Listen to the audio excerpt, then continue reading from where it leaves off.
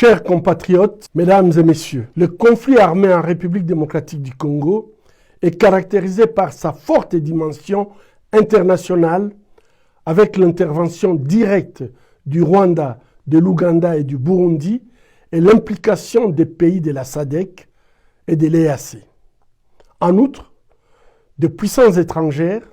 et des acteurs clés de la mondialisation économique issus du secteur privé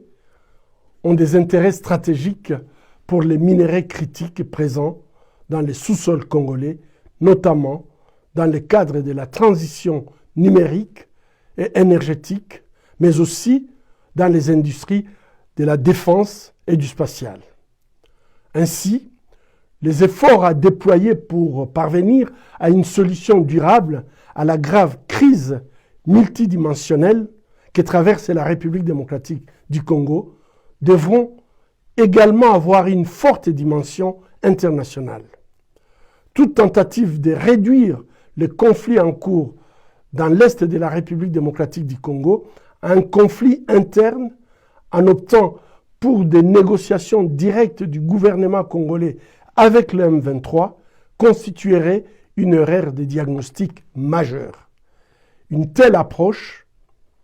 menée en l'absence d'une conférence internationale pour la paix en République démocratique du Congo, visant à galvaniser une volonté politique forte au niveau national, régional et international, pourrait s'apparenter soit à une méconnaissance des réalités des dynamiques existantes sur le terrain, soit à une trahison de la patrie. C'est pourquoi nous appelons à la tenue d'une conférence internationale pour la paix en République démocratique du Congo, qui aurait pour objectif de revitaliser l'accord cadre d'Addis Abeba et de créer une plateforme de haut niveau visant à faciliter un dialogue constructif et à la hauteur des défis actuels.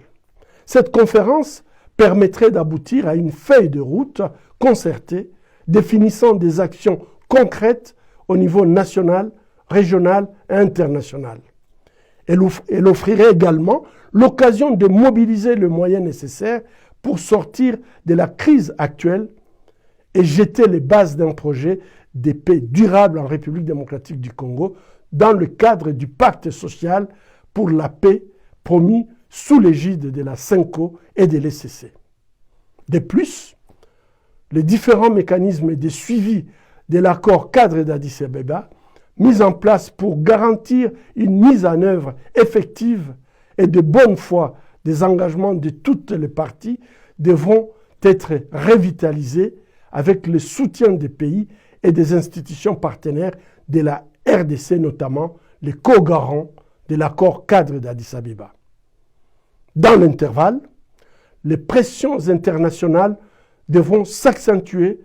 pour veiller à faire respecter les prescrits de la résolution 2773 du Conseil de sécurité des Nations Unies qui exhorte les parties à un cessez-le-feu immédiat et inconditionnel et demande à la force de défense rwandaise de cesser de soutenir le M23 et de se retirer immédiatement du territoire de la République démocratique du Congo, et ceci sans condition préalable. Cette résolution est une avancée significative pour la paix en République démocratique du Congo et devrait jouir d'une préséance dans toute tractation diplomatique. Dialoguer sous la menace des armes reviendrait à institutionnaliser la loi du plus fort et à conférer une légitimité à l'agression et à l'occupation illégale. Une fois ce cadre international solidifié et les différentes échelles de responsabilités clarifiées à travers un sommet international de haut niveau, des négociations directes pourraient alors être envisagées, incluant tous les groupes armés, y compris le M23, la société civile, les partis politiques et le gouvernement congolais. Cette démarche s'inscrirait dans l'esprit des initiatives diplomatiques menées sous l'égide du président angolais João Lourenço, dont nous saluons les efforts. Toutefois, pour garantir une paix durable, Ces négociations devront s'insérer dans le cadre des principes fondamentaux de la Charte de l'Union africaine, garantissant la souveraineté et l'intégrité territoriale de la RDC. Procéder autrement reviendrait à mettre la charrue avant le bœuf, une démarche qui risque d'accélérer et de légitimiser la balkanisation de la République démocratique du Congo ou le processus en cours d'annexion de Kivu. Ainsi, nous invitons les acteurs impliqués dans la crise et dans les tentatives d'y mettre fin,